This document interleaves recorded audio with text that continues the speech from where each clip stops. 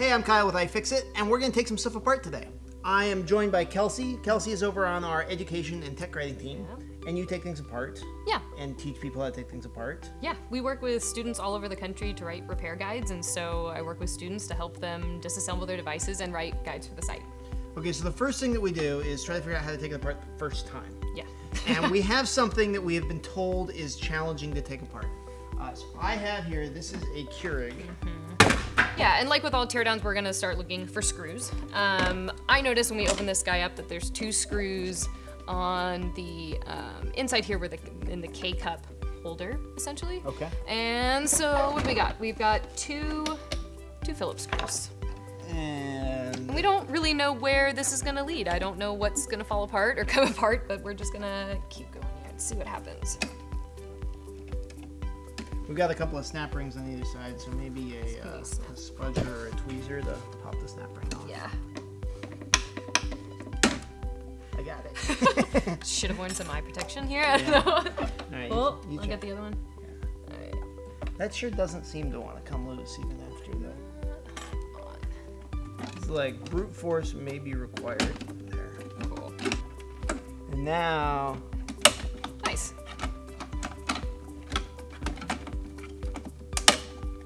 There we go.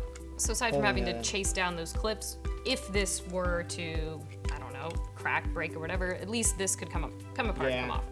Maybe we should flip it over and start going from bottom sure, up. let's do it. There's got to be some screws down here. 1, 2, 3, 4, 5 Phillips screws. So hopefully if we get this bottom panel off, we'll be able to, So Keurig using This is Phillips the screws is rest. like they want us to take it apart. they're asking us to do this. So now with the screws off the bottom, I guess we're gonna try to get this bottom panel off. And voila, Hey, look at there, and you got yourself Nice. a ground wire. nice. Now look, the ground is riveted on here. Oh, So what we could do, I mean, maybe we could drill out the rivet and then replace it with a bolt if we wanted to get back together, because you see these are just Yeah. eye bolts. Or we can cut this and then fix the wires later. Yeah, I think we need to get out the nippers. ready. Okay. Yeah, so cut the wires in the middle so it'll Right. be easier to splice them back together later. There we go. So now that we're in, we see So this is the water goes from here into there and then into that. Okay. So that's it. So I bet if we pull that Okay. off, so we've got. we'll be able to drain the water out. Huh.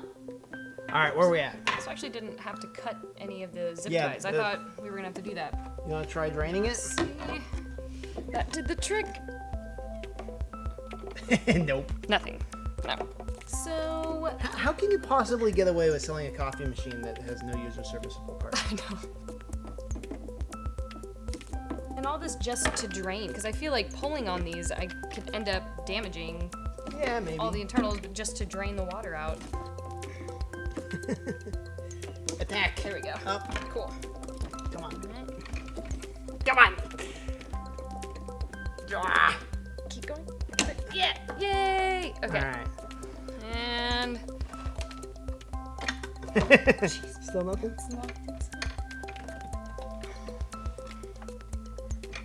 All right. Well, let's keep still going. nothing.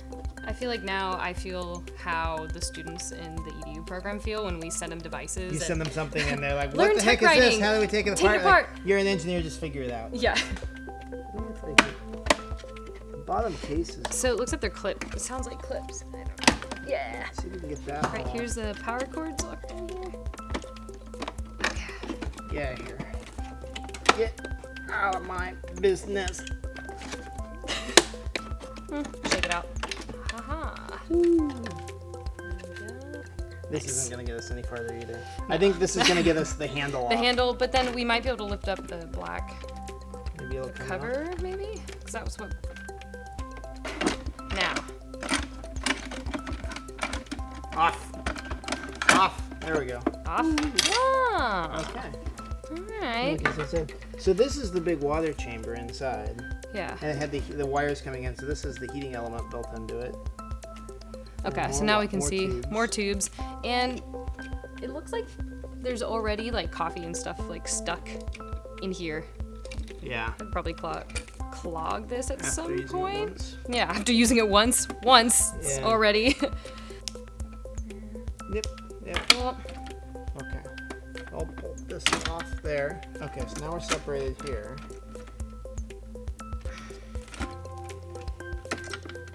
okay. Alright. Okay. Yeah, so this is a spring-loaded one-way valve, so I can. Oh, Yep. there we go. Yeah. Works. Because that way, not that way. All right. So now this guy started spewing some water out, so let's drain. There it goes. There we go. Nice. All right. Well, we have finally figured out how to drain the excess water out. But it You still can winterize your. It took a lot of effort to get Maybe a to better that top. winterizing approach is just to run antifreeze through the Keurig. through the whole thing. And then if you had the right, I think that's going to be easier than. So just stand there. Just stand there.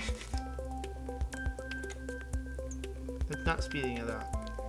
You just got to stand there. You got to suffer through it. Yeah, here we go.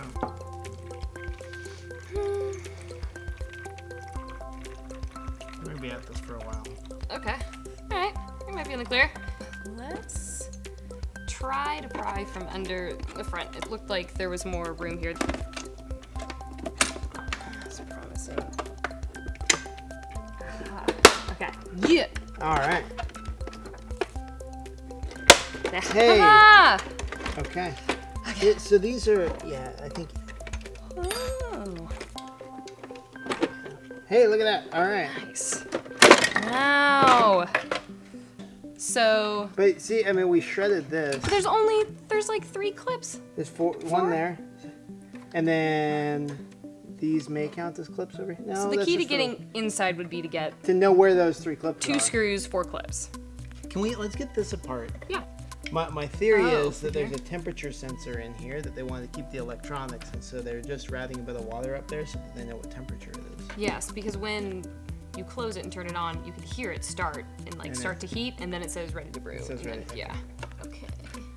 Coffee clutch. Wow, all right. Nice. Okay, so now this is just dumb plastic at this point. So this is really interesting. So we've got a PCB, and I mean this is a lot sparser than we see on most electronics that we're working with. Here's the port where that bundle of wires came in, and you've got these are each of the different size cup brewing, and then power switch, and here's the auto off switch. So they're labeled on the board the same, and then here's your LEDs, and there's a D scale LED. So this is all reasonable. Yeah. This is the most interesting thing to me. So you got VR1, 2 gain, and VR2 offset. And you see how these are little set config screws, and then they've got a drop of glue on them. So in the factory, this is probably the volume. So volume something, right? So they run the first cup of water through, and they figure out exactly, because they got to calibrate it to each pump, and so they're going to run one through, measure it, adjust this until the right amount of water is coming out, and then this one is probably, one of these is for the smallest size and one's for the largest size, and this is just the offset between the first one and the second one. Well, let's pull these screws off and let's get this board out, because I want to see, we've still got a tube coming up to a PCB, and that's not something I normally see. There we go. All right. Okay. So then where? Look at that. It just goes straight onto the board. That is crazy. I've never seen anything like that. Water tube going straight. Straight to this chip. So what is an FPN07PG? I wonder. This is a Willow electronic sensing element. It is a inline package SMD PCB mount pressure sensor. Okay. So they have they've got a motor, and they're using a motor to generate pressure, and basically this is detecting if there's sufficient water in there, Okay. or if there's water at all. And if Okay. so, the motor can create pressure or a bit of a vacuum, and then that'll detect it, and then it knows that there's water there. So the final thing that I really want to see inside is this heating chamber. All right, let's And get they've these got a guys lot of screws on the outside of this. I'm kind of wishing that we brought the screw gun to work today. All right, let's go ahead and try it. All right. I think we're gonna like this. Yeah.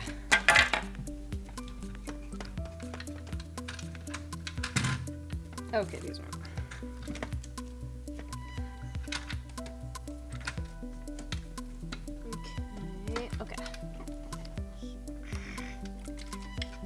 like he would be free. Okay. I think it might do Yeah. this. Okay. Nice. All right. Okay. Go for it. This is the great reveal moment, I feel like, right here. Last remaining mystery inside Mr. Keurig. Let's get maybe these tubes off so we can free. Tubing. Cool. Tubing. And that one's got a tie on it. Okay. Tube. All right. Now we have. Here we go. Boring. So that's your see, heating, yeah, heating coil element. down there. Okay. Those are interesting wires. So then these are 3 temperature probes. We've got red, white, and black, and each of them is a different height in. So they've got temperatures at 3 different heights inside the chamber.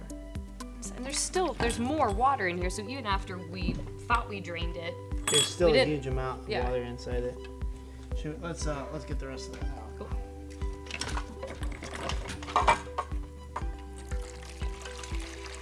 Man, that is a lot of water. So you can't possibly get all the water out, even if you take it most of the way apart. Even if you think you're draining it by cutting never tubes or getting opening all up, the you're really water not. So now that we've gotten this far and we're bleeding and we have Yeah. over 35 screws sitting here. So do you want to keep going? Not really. I think Honestly, no. we're kind of done at this point. I Goodness. don't think anybody knows when they're going and buying. You're at Walmart and you're like, well, which coffee machine should I get? I can get the Yeah. Mr. Coffee that's $30, or I can get one of these and it's cool and it's got the Yep. fancy buttons. Like, why not make It's my easy life for me. in the morning a little bit easier?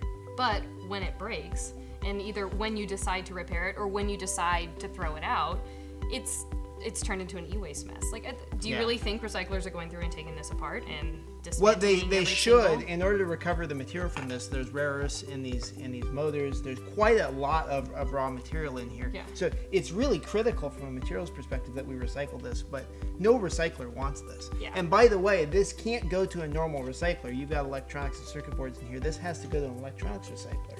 But in the chances of it being recycled properly.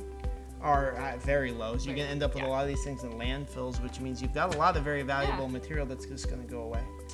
I think Wow. the bottom line is never buy a Keurig. Never buy Keurig. Don't do it. It's not worth it. And it's not like In the this is long run. unique to Keurig. We've taken apart Nespressos as well, and they're just as bad. This category of single-purpose pod-based coffee machines is just a bad idea. It's not good. Don't do it. Stay away. You'll start bleeding. You'll injure yourself. Don't do it. Right. Well, I'm Kyle. I'm Kelsey. Thanks for watching with us, Yeah. and we're going to go and treat our wounds now. See you later.